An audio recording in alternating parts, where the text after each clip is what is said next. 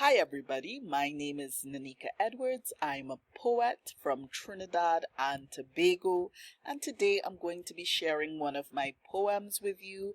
It's called A Father's Love Letter to His Princess.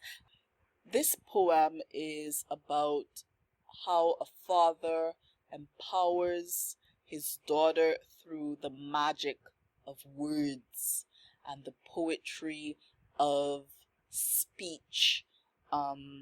So this poem is very topical because it fits within the whole context of BLM, which is a big thing, especially in the United States right now, but really across the world. And now, more than ever, Black people are really becoming more conscious and more vocal about who we are, who we represent, our power, our beauty, and the fact that we are just as good as anybody else. So this is what the BLM movement is all about, and this poem fits into that whole scenario. So without further ado, here is A Father's Love Letter to His Princess. A Father's Love Letter to His Princess by yours truly, Nanika Edwards. That's me. My jewel, my joy, the prettiest flower. You are brown beauty. You are black power. You're a precious stone. You're glitter of the earth. You're a copper crystal, a gem of queenly birth. Your bright almond eyes, your finely crafted nose, Mother Africa's perfection, sweet ebonizes to your toes. Your fine beaded braids, your bold Bantu knots, you're a proud Afro belle, a crowned forget-me-not. You're melanin magic, you're a coffee dream, my little mocha princess, you're a star-filled night to me. You are ebony sweetness, a black diamond love alarm. Offer your ring finger to a man who cocoa charms, and if he breaks your heart or crushes with a snub, fear not, my dearest daughter. Every chief has got a club. Okay, so I really hope you enjoyed that, and now I'm going to go through the poem stanza by stanza. There are 7 stanzas, and I'll go through them really quickly just to break the poem down a bit more. In the first stanza, it says, my jewel, my joy, the prettiest flower, you are brown beauty, you are black power. So it sets the whole context for the entire poem, which is that this is a black-centric or an Afrocentric piece about the beauty of black. And he's letting his daughter, this father is letting his daughter know that not only is she beautiful, but that she is powerful. Okay, so that's the first stanza. The second stanza says, you're a precious stone, you're glitter of the earth, you're a copper crystal, a gem of queenly birth. Queenly meaning royal. So this stanza is really something that is a reflection of the fact that the African continent is rich in natural resources. It's very rich in precious minerals. And so the African continent, unfortunately, has often been exploited by other groups, who have mined the wealth of the continent, M-I-N-E-D, mined, extracted the wealth of the continent and benefited from it to the detriment of the continent. The African continent has not always benefited from its own natural resources, and but the fact is, those resources do exist, and the continent is rich in those precious stones and precious metals and so on. So this stanza about his daughter, about this father's daughter being a gemstone, is really an extension of this whole idea that the African continent is actually a very rich continent, which is a very different image from the one that most of the world has of the African continent. When people think of the African continent, they think of starving children and poverty and war and things like that. But actually, the continent is naturally very rich. Unfortunately, from a leadership level, there has been a lot of mismanagement of those resources. And unfortunately, to be honest, there has also been a lot of outside exploitation. But in this stanza, the focus is on the fact that this father's daughter is really like a precious stone. The third stanza says, your bright almond eyes, your finely crafted nose, Mother Africa's perfection, sweet ebonizes to your toes. So ebony means black or jet black. Ebonize means that you're made black. So your bright almond eyes, which is a typical shape for beautiful African eyes, beautiful big African eyes, and a lot of people of African descent have beautiful almond shaped eyes, and your finely crafted nose. So very often black people are not considered beautiful because people think that our nose is too wide or our nostrils are too big and things like that. The honest truth is that the media for years, decades, centuries has presented and promoted one standard, a single standard of beauty. The straight nose and the slight figure, slim figure and things like that. But black people are quite different. We have very different features from that standard. We have typically wide noses, not all the time, wide nose, thick lips, very rounded shape, at least for women. So, that typically hasn't been the standard of beauty that has been generally accepted for decades.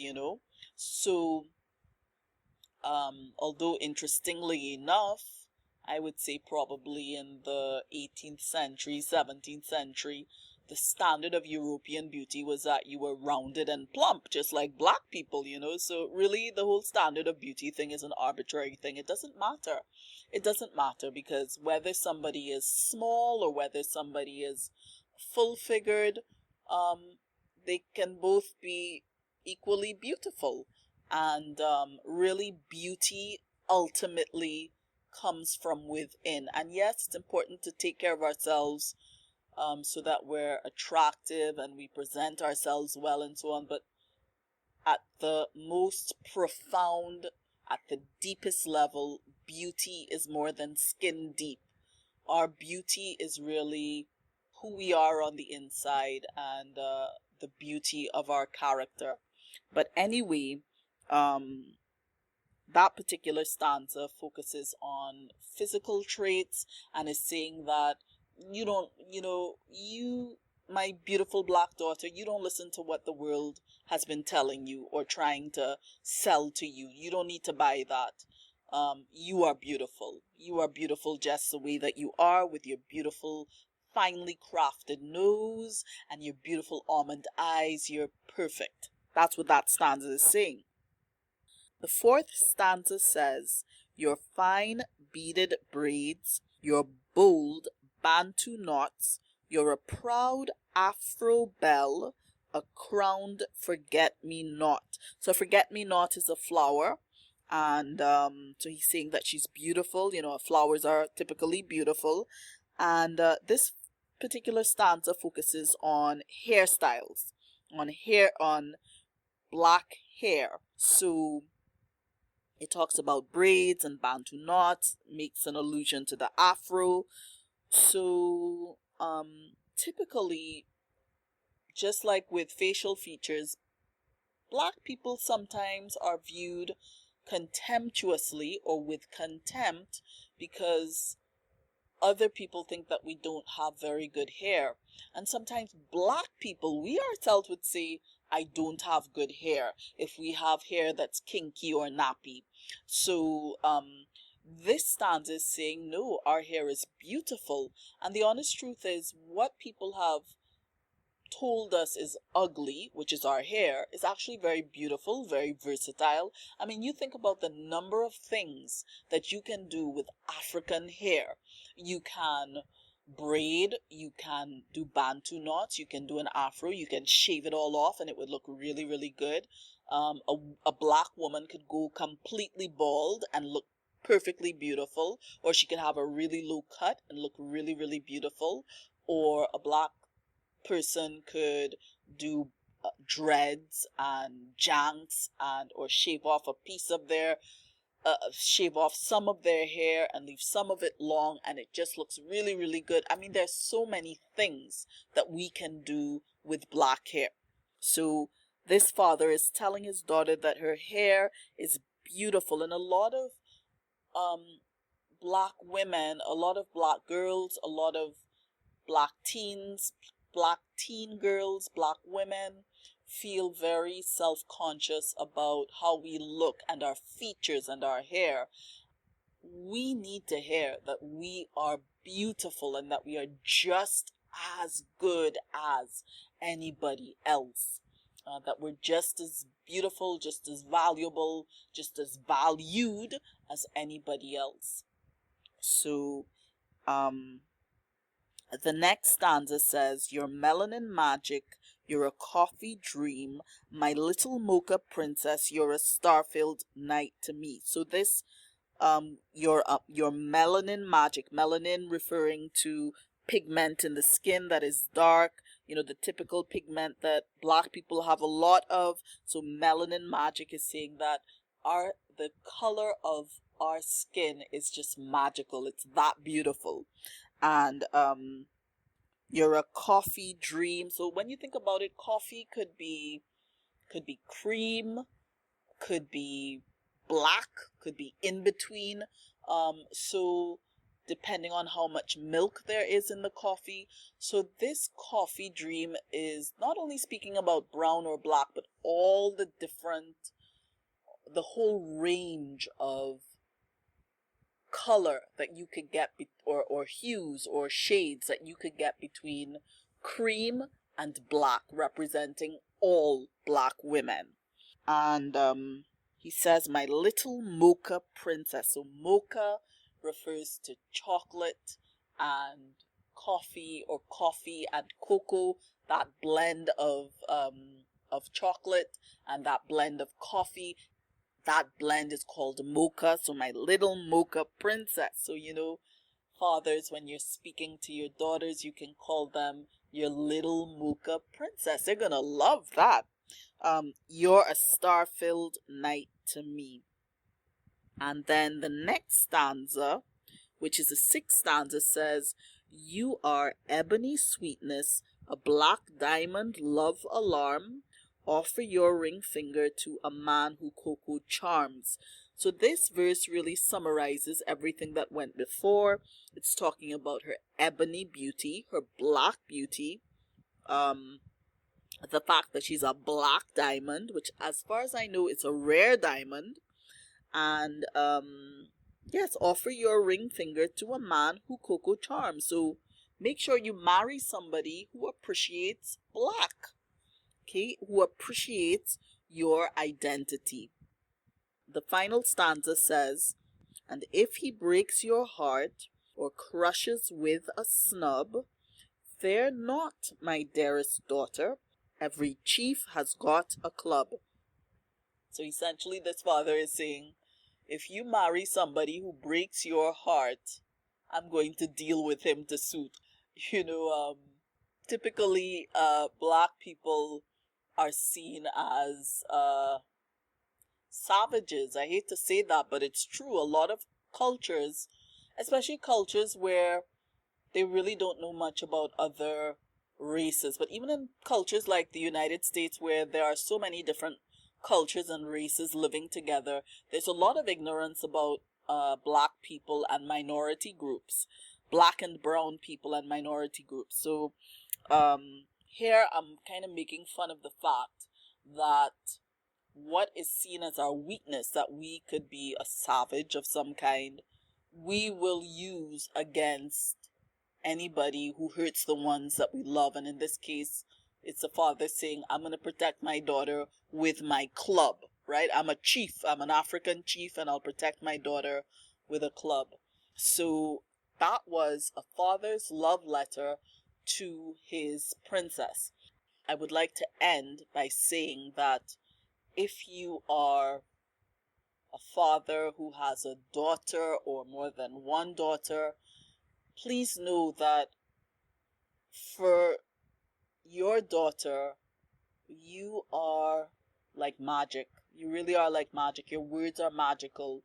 The things that you say to your daughter or your daughters, she or they will treasure in their heart for the rest of their lives. They will never forget the things that you say to them. So please plant some magic seeds in their heart that can sprout within them, that will let them know and remind them and tell them and promise to them that they are beautiful. Once they hear that from you, they won't have to fight to hear that from somebody else who may say it to them and not mean it, just to have their way with them. We don't want that. So fathers, tell your daughters the things that they really want to hear, the things that they need to hear, the things that they long to hear from you, and that is that they are beautiful and that you think they're a gemstone and that they're precious, that they are black beauty, that their hair is beautiful, that their skin is beautiful, that their melanin magic is beautiful. Let them know those things. And for women listening to this poem, no matter your complexion, no matter the color of your skin, I want you to know that you are beautiful. And remember, beauty is more than skin deep. It starts from within. You know, there are some people who are absolutely stunning, and then when you get to know them and you realize that they have a really ugly personality, they suddenly stop looking as attractive as they seemed before. And that's because beauty is more than just what you see on the outside. It's more about what happens on the inside. Just know, if you're black, that your hair is beautiful, your eyes are beautiful, your nose is beautiful. If you're roundly shaped, your figure is beautiful. If you're slim, your slim figure is beautiful. Whatever shape you are shaped with, you are beautiful. Just know that. Speak that truth to yourself, whether you've heard it before or not. Speak kindness and truth and compassion and empowerment to yourself and to the other women around you. I hope you enjoyed that. A father's love letter to his princess.